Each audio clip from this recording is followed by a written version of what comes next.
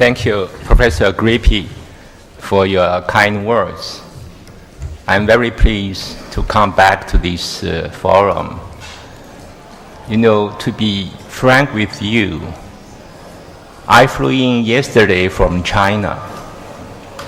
In China, we're still celebrating the 60th anniversary of PRC, and this National Day coincides with China's traditional festival, Moon Festival. People were so happy. You talk to the Chinese, they look at the past, they are very upbeat. In 60 years, we achieved a lot. Looking down the road, and the Chinese are full of confidence. We believe tomorrow is better. Having come here, listen to different statements, I think there's a strong contrast between mood in East Asia and the mood in Europe.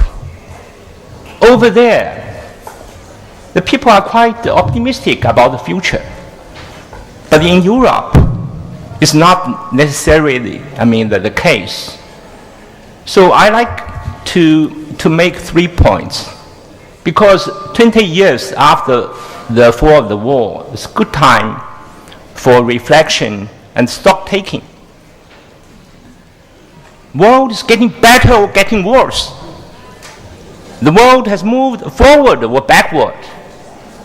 To answer these critical questions, we need to understand the changes which are occurring in the world today. How we, Chinese, we look at the changes which are occurring in the world. I believe there are 3 major changes. One, the center of the gravity of international relations is shifting from Atlantic to Pacific. This is maybe the most important change in the past 4 centuries. What drives this shifting is the rise of Asia. Yes, after the Second World War, Asia started her rise. Japan was first to rise. Then in 1960s, Japan was joined by 4 tigers. Then early 1970s, some ASEAN countries, such as Indonesia, Philippines, Thailand, Malaysia, they joined this rising tide. 1978, we start a new policy orientation, what we call reform and opening up to the outside world. We joined this tide.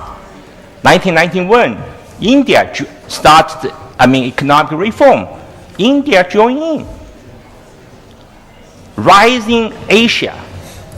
This, I think, is a new trend, to my understanding, that will change the face of the world in the 21st century.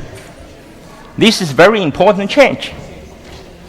Second change which is occurring in the world, I believe the world has never been as united, as interdependent as today.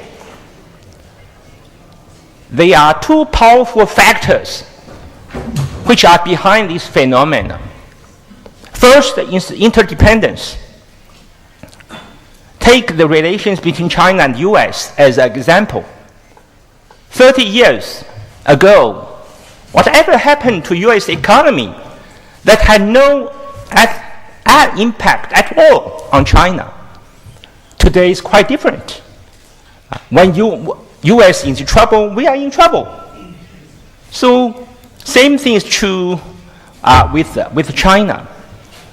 You know, 1971, I went to the US for the first time as a junior diplomat of the Chinese delegation to go to the UN. 1971, you see, after the UN session, I stayed on the transmission to the United Nations. I went to US supermarket. Nothing was made in China. I just come back from US. I have so many American friends who told me this, Ambassador Wu, it's difficult to find a gift for you which is not made in China. Yeah, this is such an interdependence. No one could foresee it 30 years ago. Another powerful factor which is behind this trend is, common challenges. Today, we are facing daunting challenges: climate change, terrorism, environmental degradation, drug trafficking, etc., etc. No country in the world, no matter how powerful it is able to meet these challenges alone. This is the second change which is occurring in the world.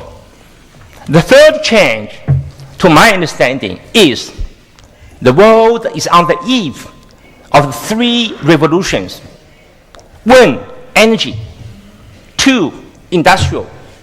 3, way of life. What drives these 3 revolutions is, 1, a great number of developing countries are rising. Yes, Asia is rising. Africa, some countries are also rising. Same thing is true with Latin America.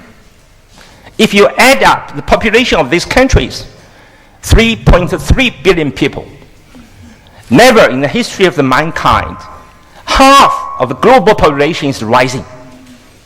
With such a number of developing countries rising, the problem of resources, energy, it's a problem. Because development model we are seeing today is invented by the industrialized countries.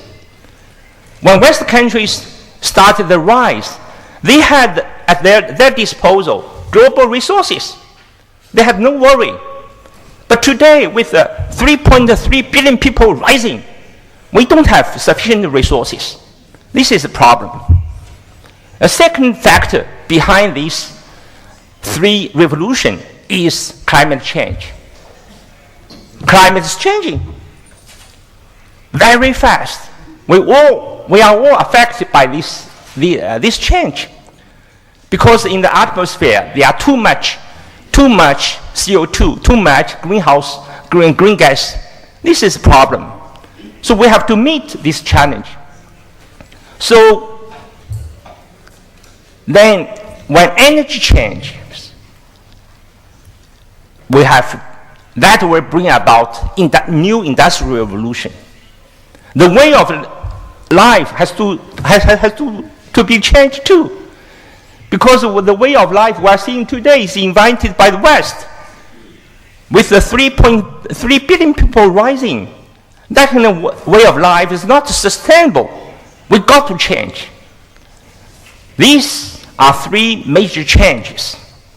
As far as China is concerned, we are seeing these changes.